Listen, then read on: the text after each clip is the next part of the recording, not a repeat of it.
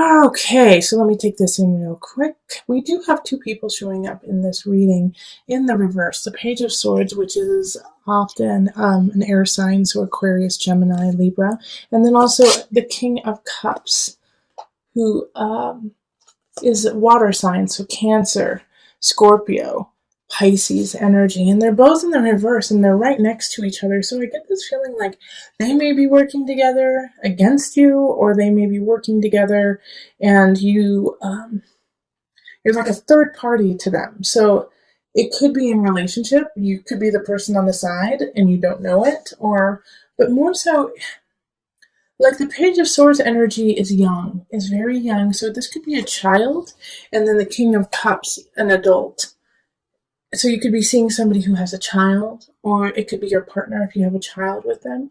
But also, I do see this dynamic at work where it's like you're working with someone maybe over a project you adore, or you are working with a project with two other people, and they see eye to eye, but you don't see eye to eye with either of them.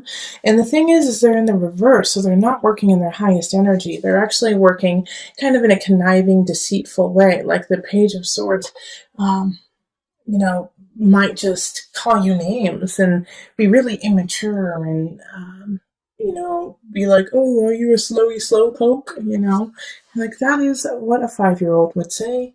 And we're working at a corporation. So, this Page of Swords you could find really annoying. And then the King of Cups energy could be really moody, could be emotionally all over the place, could be really like, oh, I love you, you were such a great person, and then flip on you the next minute and be like, why don't you care about me? You're never there for me.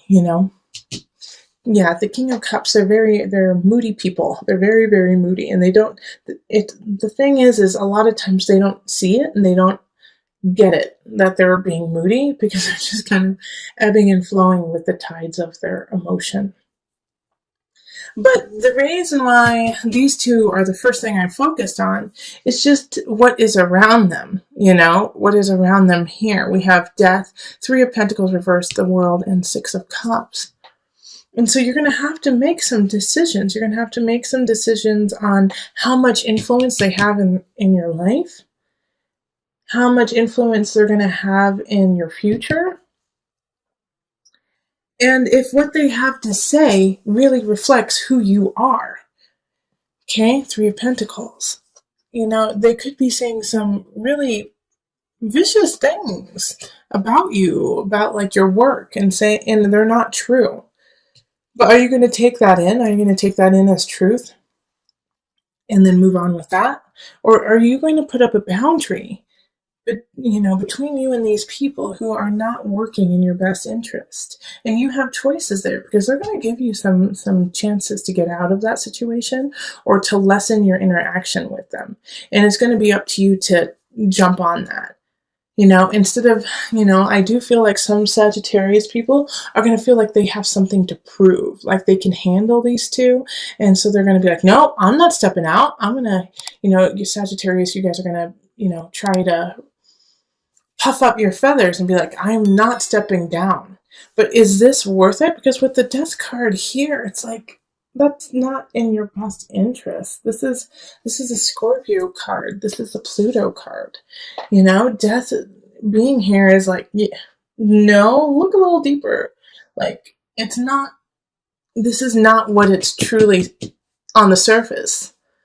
Even though you're working with them and maybe you can make a lot of money, even a bonus or whatever, look underneath that and see it for the truth that this is just a little immature baby and that this is an overgrown baby.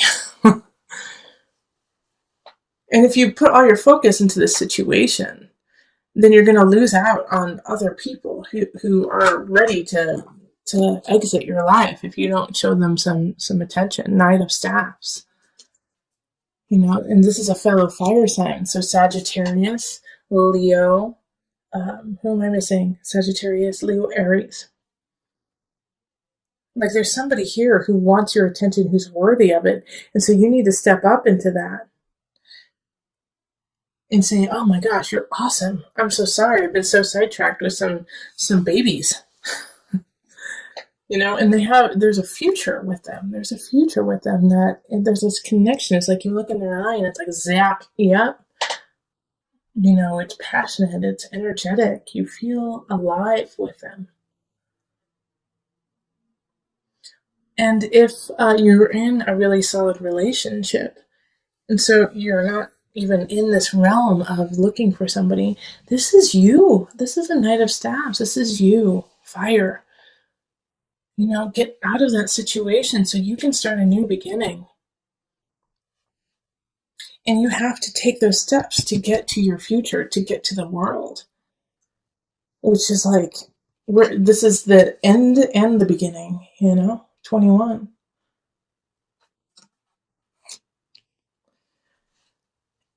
And I love that the world right here is linked with the Wheel of Fortune. Okay? Like you have to see the Knight of Staves is turning their back on all of this. Turning their back on what is happening here with this malarkey, with these two people. And going off on their own adventure. You have to let this die. Okay? So that you can come down to the Wheel of Fortune. So that you can come down to your Jupiter, your expansion.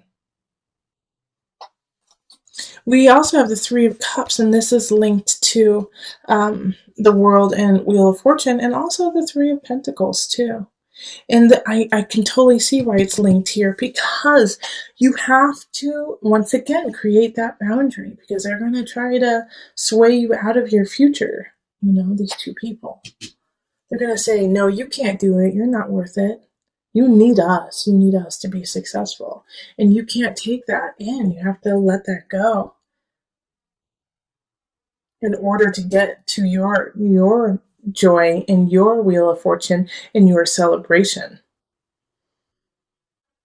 And I do want to put a spin on this too, that it's not just work. I do feel like for a lot of you guys that it's going to be in a work situation, but this could be in a family dynamic. Like this could be sisters, a sister and brother. This could be mother, father, who are just breathing down your neck on what you need to be and who you need to be and what you need to do. So just pay attention to if you start to feel smaller, if you start to feel like, well, I can't do it. No, I'm not good enough. Take stock in that and be like, where did that come from? Where did that self-doubt come from? Who seeded that within me? Bing, bing, bing, bing, bing. Page of Swords, King of Cups. This could be a spouse and a child, This could be your husband, wife, and your son or daughter. Not saying that they're bad and that you need to cut them out, but you do need to sometimes create boundaries even in the family setting so that they do not rule over your soul. Okay, so we're going to pull from the Mother Wisdom deck for some added guidance. Mountain Presence. The same cards keep popping up in the Mother Wisdom deck. I'm pretty sure another sign got this. Mountain. All right, let me read you just a tidbit from it. But stay strong like a mountain. And presence. This really speaks to also the collective reading of looking forward. Children live like the Buddha. For them, the present moment is the only moment. They embrace what life offers breath by breath. One moment a child may be awash in tears and the next chasing a butterfly. With each experience of the present, we too have the opportunity to be more fully alive. Where are you in the here and now? Are you worrying about a note that came home from your son, or have you escaped into a fantasy of another kind of life? If so, Mountain asks that you return to the present. Presence gives us a much-needed still point. Shifting seasons and fleeting lives circle Mountain's immovable mass. Her sure center serves as a world axis connecting the earthly plane to the heavenly realm. Around the world, mountains inspire worship and demand mindfulness. When you draw this card, let presence become your practice. The ascent of mountain's steep slope serves as a walking meditation. If you are not present, you will slip and fall. If you fixate on conquering the peak, you will miss the flowers along the trail. Cultivating an awareness of each step allows anxieties to drift away. By the time you reach the top, a rarefied silence will quell any lingering agitation. Poised between heaven and earth, this is the best place to fall in love with presence, your own divine beingness that exists only in the now. Okay, but we have the Queen of Pentacles, and they're, the center of the remainder of November. So this is an Earth sign, Virgo, Taurus, Capricorn energy. And since I picked this extra card, the gift, I really feel like they're a gift to you. They're going to kind of help you in connecting yourself to a new beginning, a financial wealth beginning, something that, could create a new future for you. But however, the only way that this is going to come in is if you don't stand idle with fear. Okay, the Nine of Swords is looking at fear, taking it, being right in front of it and dealing with it instead of standing frozen. Don't freeze up, unless you're planning. Take time to plan. I love planning. I have a lot of Virgo. But the Nine of Swords is like you can't freeze in the face of fear. And the Queen of Pentacles, I think, may be offering you a situation, a new job, a new relationship that will lead to a plethora of abundance. But you have to take the first step.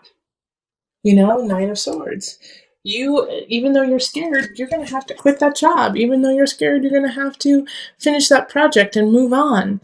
Ten of Swords it's an ending. There's something happening in career and work. And if you listen to my November reading for you, then you would have known that I focused a lot about work and relationships within the work environment.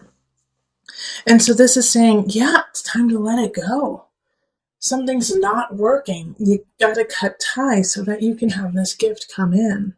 And I know it's going to be hard because in relationship, there's some people who don't have your back, who are not like, okay, follow your heart, follow your dream, go for it. They're like, why the hell would you leave such a good job? You've got benefits. It's 9 to 5. It's easy to do. Why would you leave it? You're throwing away a good situation. And, there's always going to be somebody who's against you. There's always going to be somebody who's against what you believe and what you need to happen in your life. Now, with this, though, as you are leaving, this is the Virgo in me talking to you, and maybe I am your Queen of Pentacles right now, like, go for it. However, make a plan. However, when you leave, don't leave willy-nilly and be like, oh, I'm just going to leave it. Come 100% up to Source. Source gave you a body. Source gave you a mind. Source gave you a heart and intellect. Use it. Okay? When people say, it does kind of drive me crazy when people are like, I'm just going to leave it up to God. If this is your life and God gave you this beautiful vessel and gave you this beautiful heart and this beautiful mind and this beautiful spirit, how dare you not use it? How dare you stand idly by and just be almost passive, be, I hate to say it, lazy? God didn't give you this vessel to sit around. God gave you this vessel to make a change, make a positive shift for you and around everyone around you. So don't slap God in the face by saying, I leave it to you. I'm not going to do anything. No, step up. Listen to your heart. I always say that. Listen to your spirit. Let God guide you into action. Okay, that is so important. That's why this gift is popping up. You have been given this gift of you, this gift of being. What are you going to do with it? Because you have a new beginning happening, but if you're too scared to look it in the face and actually take the first step forward, it will be taken away from you. All right, so let's call on the angel cards just to wrap it up and bring it all together.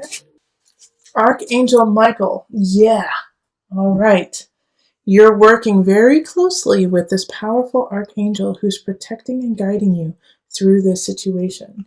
You have guidance, you have protection. Go for it, Sagittarius.